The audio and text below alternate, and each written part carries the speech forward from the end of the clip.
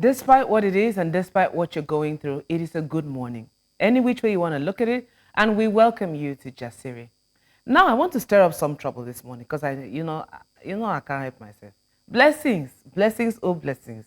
You haven't asked us your usual questions in a while. May I ask why? And may I ask, perhaps, could it maybe the protest going on? Look, right now, I'm asking questions, but it's more of an introspection because I'm questioning my citizenship right now. So please, this is a personal thing for everybody. With the way Nigeria is going, the protests and everything, Oh, my I'm questioning myself. You all are exempt from the question until further notice. We should be asking ourselves the internal questions, I think, at this point. Why are we here? As in, How did we get here? Do you know, where are we going? We still talked about it in the makeup studio with Johansson. I said, what are we doing? Where are we? This thing that you asked, where are we in it? Do you know where you are perhaps? Do you understand what it's as if there's so many moving parts and everybody's dizzy? We are, first of all. I'm telling you, look, I was having misplaced identities. I was having a conversation with some people yesterday, some creatives yesterday, and I said, look, all this idea of go and chase your purpose, find your purpose, be your purpose. You cannot do any of that if you don't have clarity. Yes. And that clarity starts from knowing exactly who you are, what you want, and where you want to go. Those are difficult questions. That's what Nigeria needs. Nigeria needs clarity. Who are we as a people?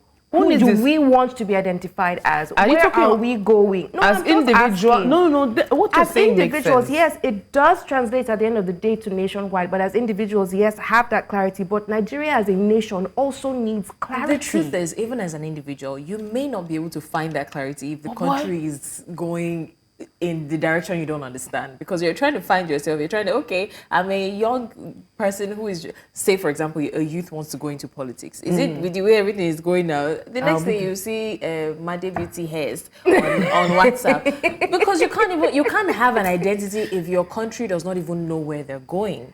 Well, I hear you, but I think I disagree. I think you can have your own personal identity, even if you are not identifying with your nation.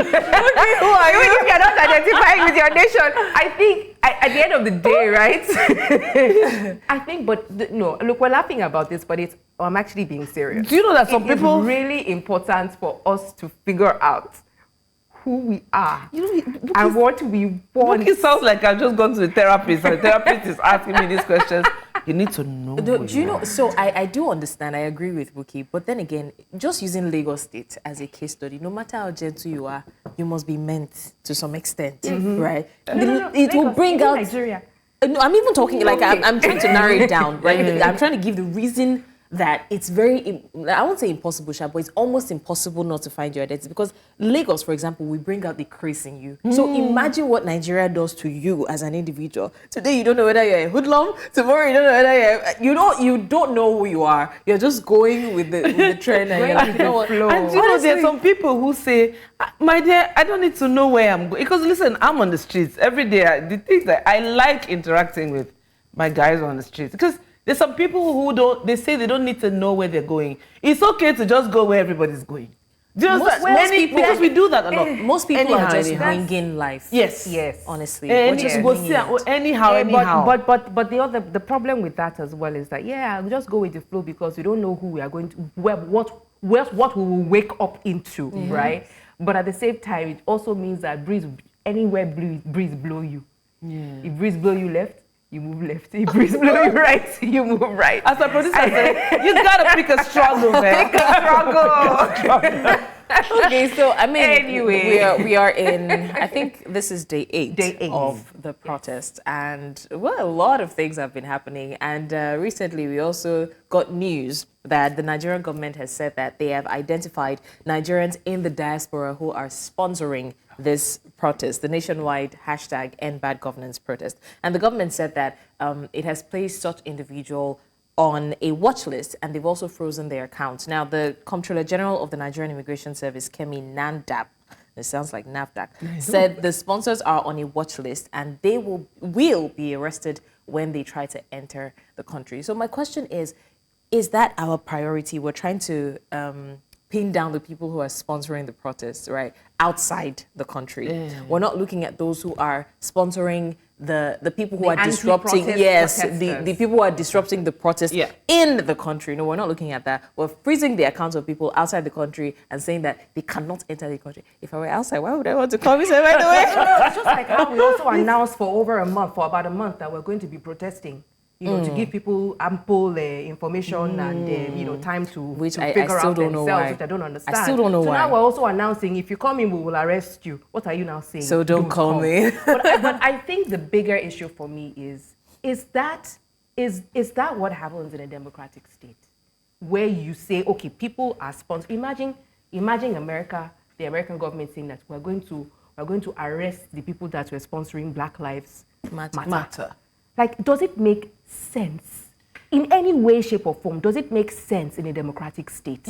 I think we've established that this is not a democratic state. Is this terrorism? State? Because I mean, if you're saying, oh, there are people that are coming out and actively, deliberately, explicitly sponsoring an overthrow of the government, terrorism, or terrorism, I understand. But how is this that? How and the funny thing is, over time, we've heard news of we've seen some terrorists arrested, and then they dialogue with them. Or there's a word. Oh, what's that word? We do not negotiate with. No, it's not even that. Rehabilitation. That's the word. Yes, we always rehabilitate terrorists, but then we arrest the people who are protesting for a better Nigeria. We always, I see this way for us. It's as if we put the cart before the horse all the time. Spiritual problem. Do you get? It's like a child in school. They don't teach you this thing in biology. You keep failing it, they come to 0 over 10 with the eyes and the lips inside your 0. They say, go back and do it again. And you come back again with 0 over 10. What is the matter with you? Why do we always face our problems this way? Because we don't know who we are. We don't know who we are. We have not. Man, know thyself.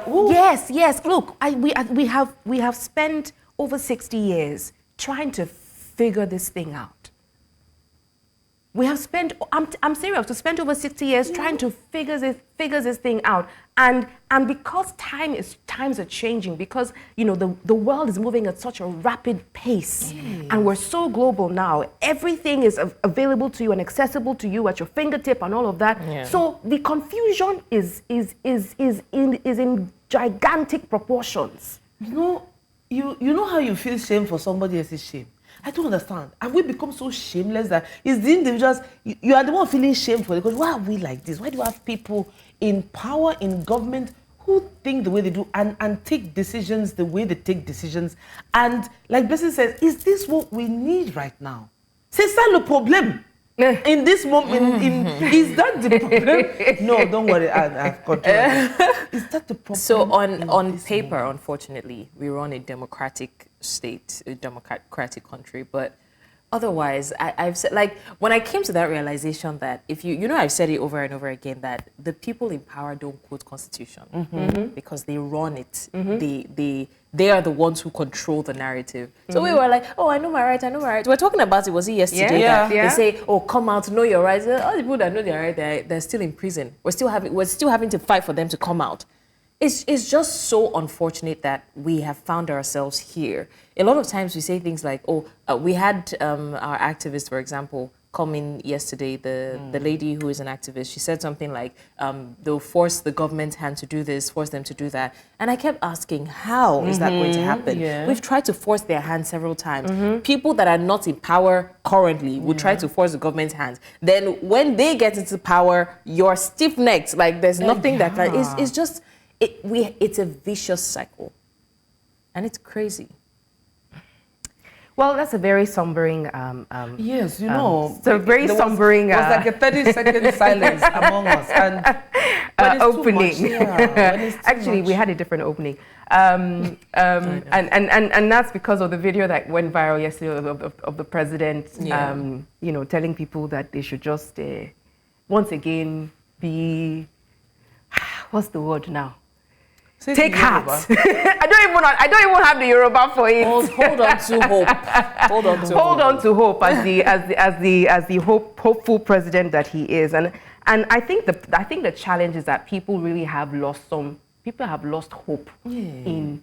I don't think it's particularly this administration. No. I think they've just lost hope Everything in government this, in general. Yeah. I think so. And I think that we've gone from being a hopeful people to a delusional people. And that's why I wouldn't say I don't blame people who try to find these little distractions, but that's like the only way they can get out of the situation. A lot of people will say things like, oh, I'm not protesting, I beg everybody should go. That's why we see these reality TV shows still racking up views. And it shouldn't. It shouldn't. Because people are looking for escape. Yeah, so everybody is trying to escape. Oh, social media is there. Oh, let's just be laughing and be making jokes and stuff like that. But anyways, we'll go on a short break. We're still talking Jasiri, and we're not trying to dampen anybody's mood this morning, even though my own is shaking right now. It's on a pendulum. But we'll be back with more stories, so stay with us. Welcome back to Jasiri. We are streaming live on our social media platforms at News Central TV. Please use the hashtag Jasiri to be part of the conversations. Now, let's get to the meat of the matter today. Despite the ambitious economic reforms and the achievements outlined in President Tinubu's speech, which he addressed, during the protest, many Nigerians are still grappling with economic hardships. So this morning, we aim to scrutinize these reforms and understand their real-world impact and possibly explore if there are better alternatives for economic recovery. And to help us navigate this, we have with us Mr. Segun Sopitan, an economist and public affairs analyst, and he's here to shed light on these reforms and what they really mean to us, hopefully. Segun, welcome to Jasiri. Welcome on the show. Good to be here. Segun, it's good to see you Good to see you, again. Catherine. After so many years. It's been a while. How are you? No, seriously, think about it. Yes. How are you, Segun? You did this yesterday, didn't you? She always does it. We always have to ask. No, Are you a therapist? No, we just need to make sure our guests are okay. You saw I sighed when you said, "How are you?" I had to think about it. I know. So, I mean, all things considered, Yeah. I'm fine. I'm grateful, at least for being alive. Yeah. Again, like I said, all things considered, it's been a very difficult Period. period, for everybody, and I'm no exception. So, well, trying to find our way through, what's happening and, what are the alternatives, personally and for us as a country. So, but all things considered, I'm fine. That's good to hear. We were saying that what? Know thyself. I'm listening to you guys. Man, know thyself. Yes, Very this is the time when you really do have to know yourself because Yeah. there's so much going on. That you've got to be very clear and focused about what's important to you and where you're headed. Otherwise you get swept away by all of the current drama. We've got now. Segun, before I was going, there's another question I would have asked you following this, but no, we will digress, and we'll digress massively. So let's get right into it, right? So President Tinubu, the administration of President Tinubu has outlined several reforms, of course, in his speech, and they sounded nice. They looked really, really nice. Don't they always? They boast of an increase in government revenue over 9.1 trillion naira in the first half of 2024. And so here's my question to you, Segun. How significant is this in addressing our economic woes? And why don't we see these benefits trickling down to the average Nigerian? Well, so looking at things from the bird's eye point of view, just take a helicopter view, we have made progress. And I think that from that helicopter view, the government has been able to achieve something that past administrations have struggled with. Fiscal balance, fiscal structure of our economy is better. Revenue profile is better because subsidies were taken out. So if you want to look at it from just a strictly economic perspective, you would say, oh, this is, they sound good. Say we were spending at a point, very recently, like 18 months ago, we're spending 110% of our government revenues on paying debt service obligations. I mean, that is disastrous, right? And so within a very short period of time, we've cut that down to, I think he said 63% or something like that. 68% 68%. So that's significant, because what that then means is that you've got the other 30, 40% to do other things with. And you can look at that and the impact of that on our ability to budget and plan, and it's all sounding good, like you said. The problem that I have is all of that is well and good, but it's completely meaningless for the average man on the street. He doesn't care. The fiscal balance, the fiscal structure of the economy, that's for us that speak English. For the guy on the street, it doesn't matter. All he knows is that a pint of Gary, now people who used to talk in bags are talking in paint buckets now of food stuff. So those are the things that matter, and the president did not speak to that. So the economic policies, I think on the long run, you may argue that they will achieve some good on the long run. Hopefully, all other things being in place, especially, for example, the issue of corruption. So if you say, look, we've been told that if you take subsidies out, and all of that, we'll reinvest the money in social services that would make life better for everybody, but those investments never happen. You just don't see them. Thank you for touching on that point, because I have a follow-up question, and so that you stay on that train of thought, is that we talk about, you said, this increase, it's good, the fiscal balance, it looks good on the balance sheet, it looks good in paper, but essential services remain underfunded. As you say, the average Nigerian is not feeling the pulse. So where is the disconnection here? Yeah, it's a difficult question to answer, because you then begin to go into the realms of conjecture and maybe even conspiracy theory. I think clearly the disconnect is coming because the funds are not being spent on those things that they are meant to be spent on. They disappear. It doesn't make it down. So the trickle-down effect. In economic management, there's something they call the trickle-down effect. So you put out a budget, and it's 27, I think it's now been up to 32 trillion naira. That money must trickle down to the man on the street, to the vulcanizer, to the barber, to the tailor. That's the whole point of the budget, is to make sure that it drives economic development, economic activities that these people can benefit from. But somehow the 32 trillion, I think what eventually makes it down to the average man on the street might be maybe a fraction of that. I'm not going to put a percentage. Maybe you say 10, 20%. So that's the question we need to ask. What happens to the money? Because that's the problem. The problem is, first of all, is that the money is not enough. We're under budgeting heavily as a country. Our budget is really ridiculously small compared to everybody else, compared to South Africa, compared to Ghana. All our contemporaries are budgeting far more per capita than Nigeria, and yet that money does not get to the people in terms of social services, in terms of infrastructure, healthcare, schools. It disappears. So that's the problem. How do we solve it? I mean, we've been on this train for a long time, and we're still here, and that's what resulted in the protests, and here we are. It's been a week of protests. Can we really say we've achieved anything, based off on how the president responded to the protests? Did we really achieve anything? He's responded by, we put it up just a few moments ago, by stating what he has achieved, what his presidency, what his office has achieved. And part of what he highlighted was the debt servicing reduction from 97% to 68%. That was another huge highlight there. So I'm asking, okay, so this has been achieved, but how? Number one. Number two, is it sustainable in the long run? And then number three, such a significant reduction, okay, we can say that it's significant. Oh my God, he tried. But after that, then what? Not just then what, but why does it? Because we're still borrowing. Absolutely. We're still borrowing. And we will still borrow. And we will still borrow. Absolutely. So it's almost like it seems as if Nigeria will perpetually be in debt, or at least for the foreseeable future. Well, so, just adding that to the conversation. I think that we've been shown in the past that it's possible not to borrow. President Obasanjo, whatever issues you have with him, showed us that it's possible to pay off our debt. And but then, it's been 2007. It's about almost 17 years or thereabout since then, and we're far worse than we were before he paid those loans off.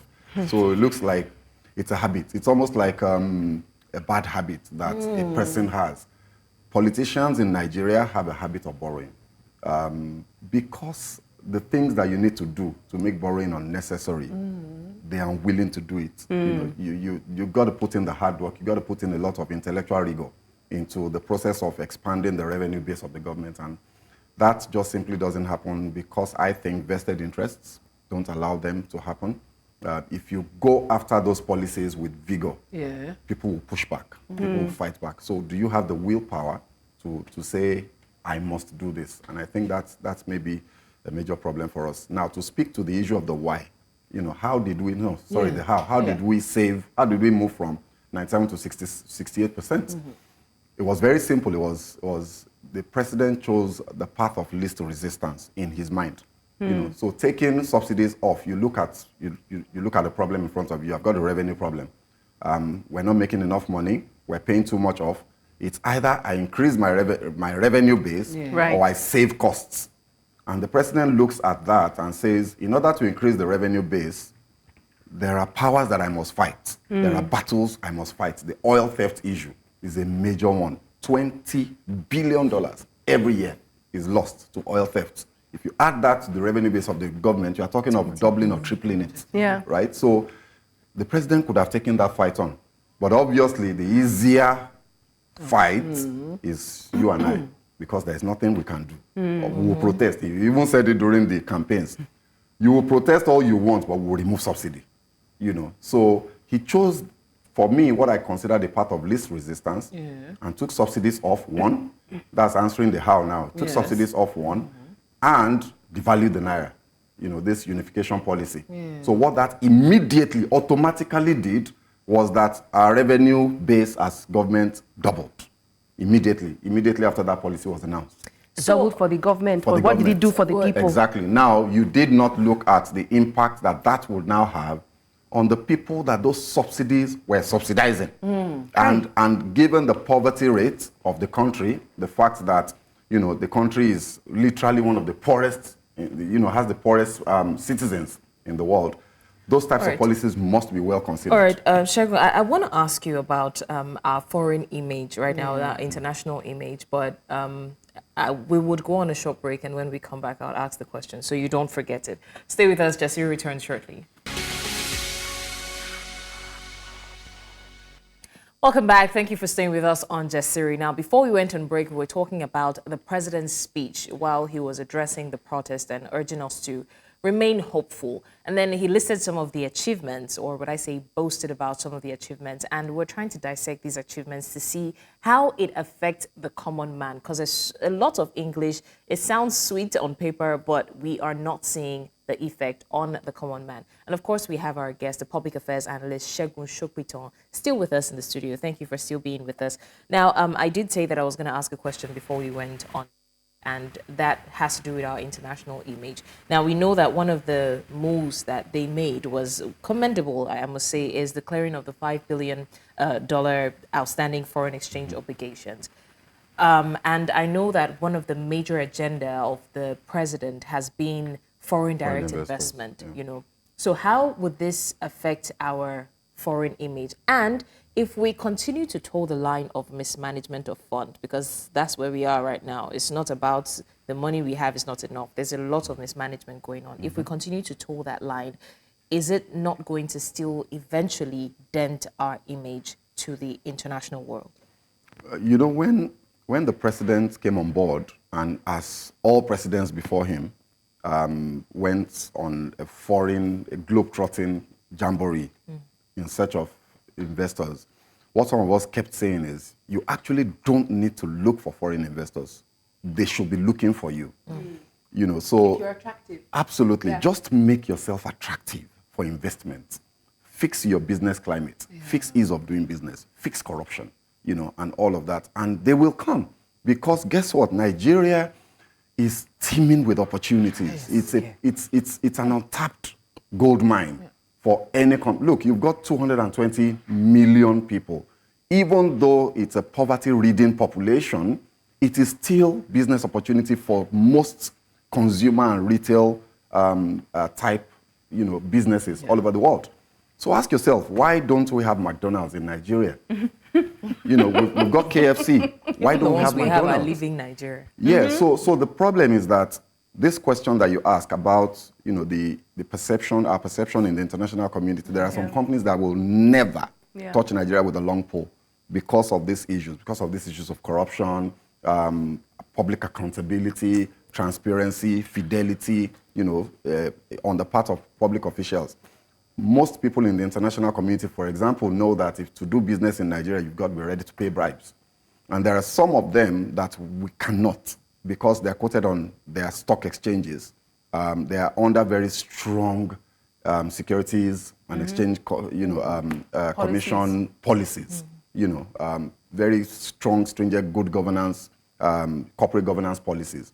So they can't come to Nigeria. Those things are the things that the president needs to have been trying to fix rather than going on the junket to look for foreign direct investment. And it's instructive that since then, really, where are we? It's been a year and 2 months. Where's the foreign investment flows? Yeah, so it still hasn't come. Great. It's talking about this flow. Now, I'm no economist, but I was thinking that this move of clearing our foreign obligations will at least, even if it's in a little way, affect the naira.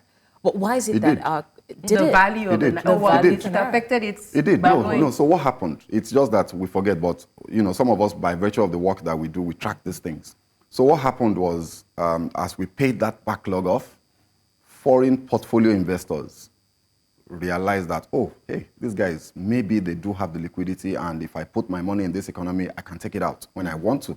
Because the problem with the backlogs was you are doing business in Nigeria, but you can't can't take your profits out. Yeah. So if you make a profit, you can't take it out. You can't even take your capital out. You know. So, but when we cleared those backlogs, that was a huge confidence booster, not for foreign direct investments, but for foreign portfolio investments. The foreign direct investors are more long-term, so they'll be looking at more fundamental issues. Right. But the FPIs would look at liquidity, cash, and they saw that, you know, this was there. So monies came in. If you remember, I think people have forgotten, we actually hit 1,100 naira to the dollar, you know, around February. That why? Yes. That was why. You know, so as we were clearing the obligations and as the CBN showed that they were ready to intervene if necessary, FPIs came in. Sadly, Yemi Cardoso went to the spring meetings of the IMF and said, we are not defending the naira and we do not intend to defend the naira. And the week after, FPIs flowed out of the country. They left. They ran away. Catherine, they fled for good life. I think it's a spiritual problem. I think it's a spiritual problem. They are doing us in Nigeria. Because it seems as if we take one step step forward and a million and then a it's million absolutely backwards. crazy. So when he did that, as I was watching that show, I was screaming. I said, "No, you can't say this." What motivated? Because I think I remember that. What made him say that? It's because, admittedly, they have admitted, Wale Edun and Cardoso have admitted that they are following the template of the IMF and the World Bank to our economic policies. And they were at an IMF meeting. And it was important for them to say, no, we're running a free market economy. We're not interfering with the market. Everything is market force determined. So he felt that he needed to say that to those people who, don't forget, we're borrowing monies from. We need their credit ratings, you know, and all of that to Forgetting get about by. the foreign Forgetting about investment. the impact on these people. So as soon as he said it, FPIs left and the naira collapsed. No, man. And you see, this thing that you say that they're running it, and I'm sorry, this is digressing a little bit, but it is burning. Yes. Because it's like, why are we copying things that do not translate Absolutely. to our economy, translate to our demographic, translate to our geography? I don't understand. It's very strange. And you see, so what has happened since then is, even though the public stance of the CBN governor was willing buyer, willing seller, price discovery, we're not interfering in the market, the CBN has been interfering in the market. And last week, what am I saying? Yesterday, today is Thursday, right? So yesterday, they've reintroduced the Dutch auction system. Oh no! So now the first auction the first window of that auction, there was a $1.2 billion demand. So that shows you how much how much there is demand that is not being met. You know. So what you will say, and they did that at 1,400, 1,490 or thereabouts. You know, while official market is currently 1,610. So what that will do is that rates will come down. So the CBN is now intervening, as they ought to have been doing. So it's almost like we shot ourselves in the foot. We realize that, oh, okay, we made a mistake and we're now back. And that's what we always do. And we're now back. That's what we always but it's a good thing that they're back, and I hope that we can sustain this, because if we keep intervening, if we keep on this Dutch auction system, the naira will revalue. We should see ourselves coming back down to maybe 1,200, 1,300, if this can be kept on for a 2-month period. And I think we do have the reserves to do that now. So it's the policy inconsistencies as a result of, some sort of strange, I don't know what the mentality is behind that says we have to obey certain people. Look, if you look at the countries that have developed, that have transformed their economies and their societies over the last 20, 30 years, none of them follow the IMF or the World Bank. None.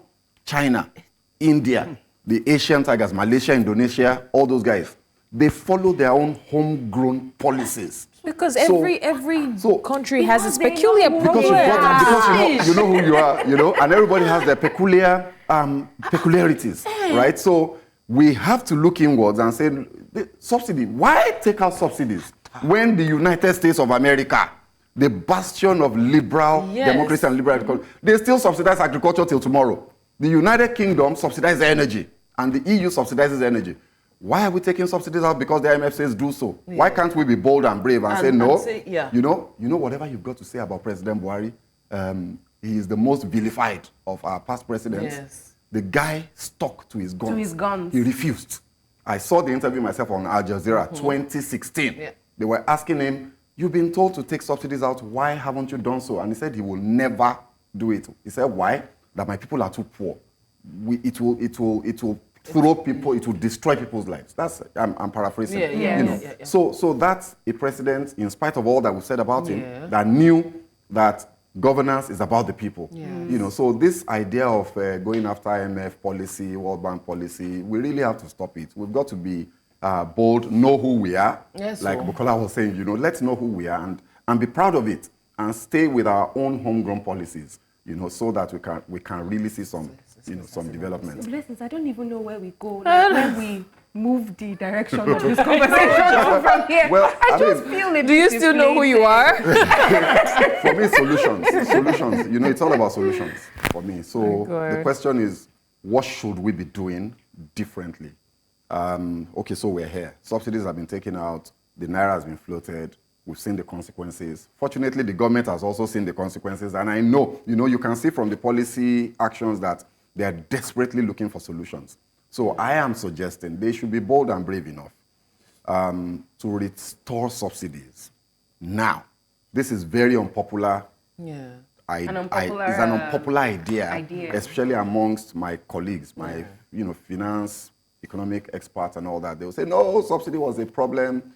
Yes, it was a problem. But was the solution taking out the subsidies? Could we not have done something else? So I say the first step, if you really want to fix this hardship that is fueling the protest and the discontent and the hardship, put subsidies back. Put subsidies back, but not in PMS. Not in PMS. I think that horse has left the stable. It's gone. You can't get it back. Take the money you are saving. Instead of distributing it to the governors, look, 5 trillion naira has been distributed to state governors since subsidies have been taken out. Trillion. Additional, in addition to what they were getting before. Where's that money? So instead of giving that money to the governors, plow it back as subsidies into agriculture and transportation. Food prices will crash.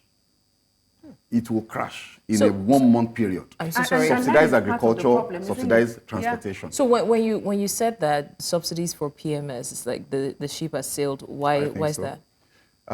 Because first of all, we must recognize that we are still subsidizing PMS because the international price of PMS is, roughly to landing cost of about 1,200 naira.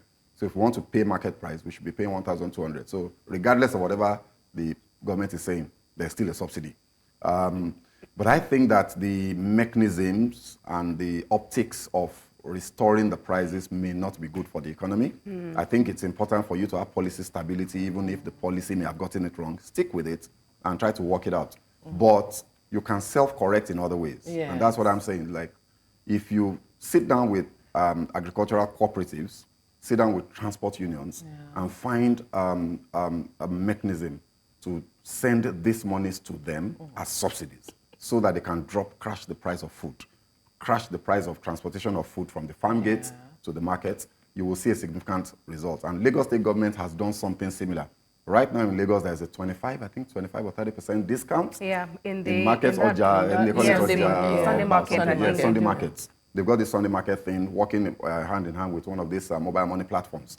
So you go there, through your wallet, when you pay 25% less than the market price. I mean, we talked about food. And that's a subsidy. Yeah, we talked about food yesterday and some of these issues. Yeah. And then in fact, when you mentioned Buhari, I think he called it just before he left office when he said everybody should go back to the farm. Actually. Go back to the farm, Exactly. get back into agriculture. Yeah.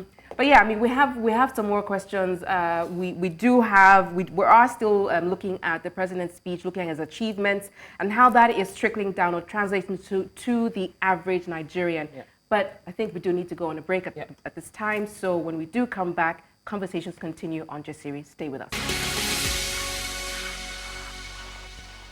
All right, you're still live with us on Jasiri, and we are still having a very, very important conversation with our guest, Segun Sopitan, and his helping us dissect. You know, most times when we talk about these economic issues, it gets me really upset because it's like nerve-wracking. I'm hearing money. It's like money's flying all over, and it's like the common man is just looking, I've not got it. You know, so we've spoken extensively about the reforms, about the homegrown solution to our homegrown problems and stuff. But one of the major issues that we have, especially as a country, with this government, and I think that it's been, with governments in the past, is the issue of accountability, the lack of it, right? We've had different, and when you made mention of that thing they did with the, debunking the news about, okay, IMF or this or that, I said something like, that's what they do, because it's like we always come up with a reform. We say, okay, we want to do this, and then everybody now goes back, will this thing actually work? We never really think it through before we come up with it. And in all of that, Nigerians themselves do not have a say. We don't know what's going on. We don't know when it's happening. You even come out and you do us the honor of letting us know that, okay, you want to do this. But at the end of the day, we never really hear about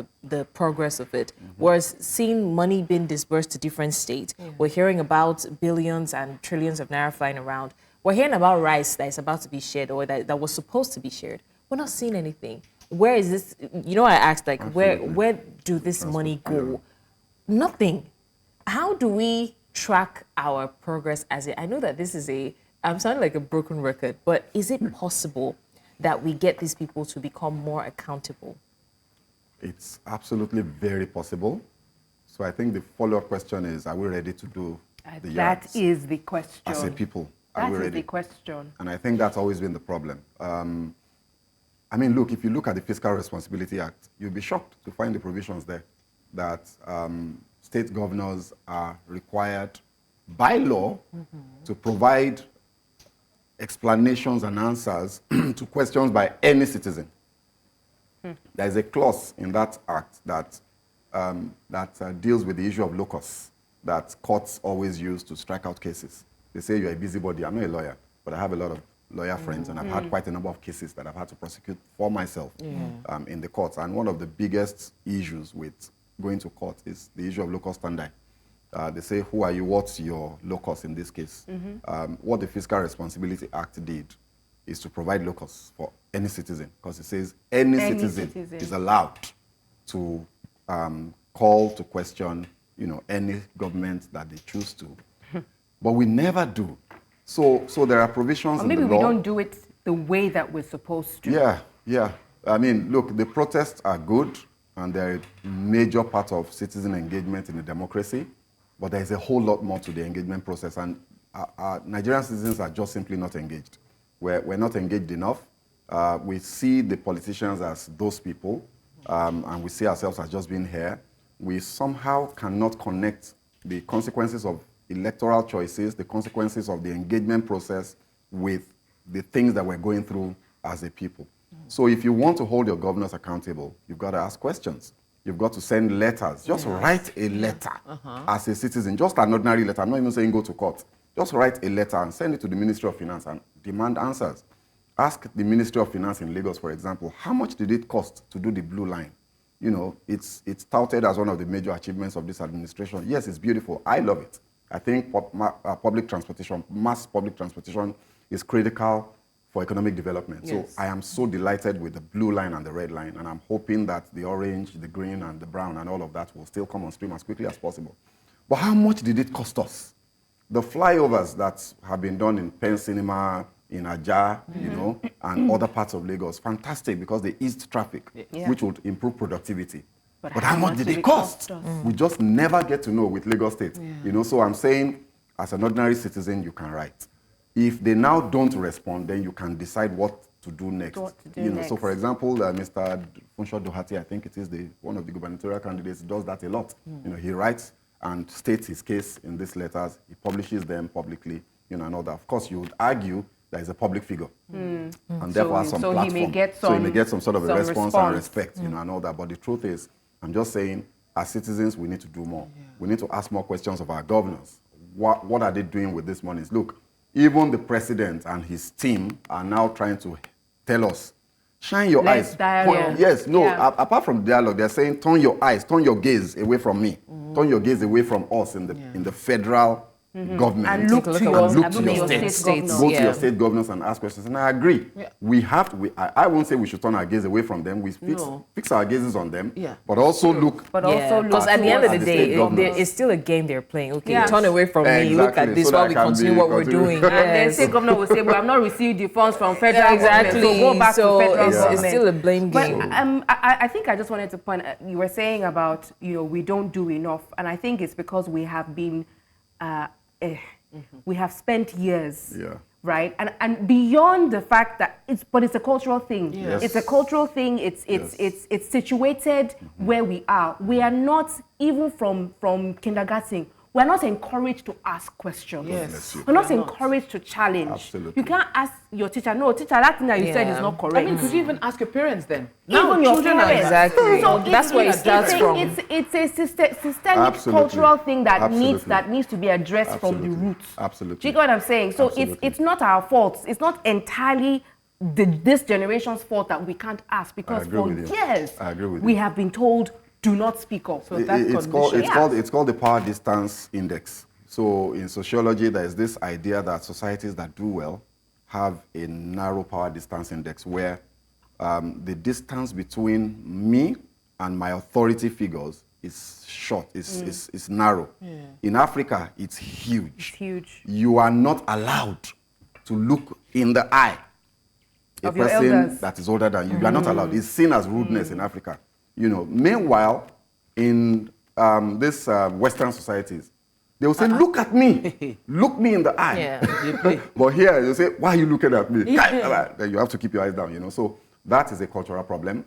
We are not allowed to ask questions of our elders. And also, we have to remember that we have suffered military rule for decades. And that has also kind of desensitized the society. You know, the military are not accountable to anybody. They've got a gun. How can you be asking them questions? So I think we've forgotten, even though we've had 25 years now of uninterrupted democracy, but the habits, the bad habits from military rule are still there. And then that's used against us. I think the last question I have very quickly before we go is, how long, except you can answer that question in 60 seconds. In 60 seconds. My question to you, sir, is this. Wait, I'm going to get to it. Because it's important. When will our economy recover? And how much longer will the poor be without oxygen? Can the economy even recover? The economy can recover. And I think with the right policies, with the right policy mixes, and courage. Courage is absolutely critical. Ability to admit that I was wrong and self-correct, course-correct. We can recover. We can have an economy that is, from the poor man's perspective, much better. Within a year, just one or two, look, fix the exchange rates. Right? So this Dutch auction system that's been introduced, it has to be sustained. I don't want to hear from anybody from the CBN, and I'm warning Mr. Cardoso, with all due respect. Don't tell me that the reserves are not enough to cover, you know, the demand. Find a way, even if you have to deplete the reserves to a certain degree, bring the exchange rate down. Because if you can go back below 1,000 naira, you and I will feel the impact immediately. My brother puts it. So That's it. Know thyself, man, know thyself. Don't give excuses. Let's go, Catherine. I'm going now. Okay, bye-bye. I love it that you're saying let's go. Okay, guys, this is where we say goodbye on today's From me and the ladies. Oh, no, I'm not having anything. Shagun, thank you so much for making it, for joining us on the show. Thank you so much. He's such a brain. Guys, we don't go till tomorrow. Goodbye.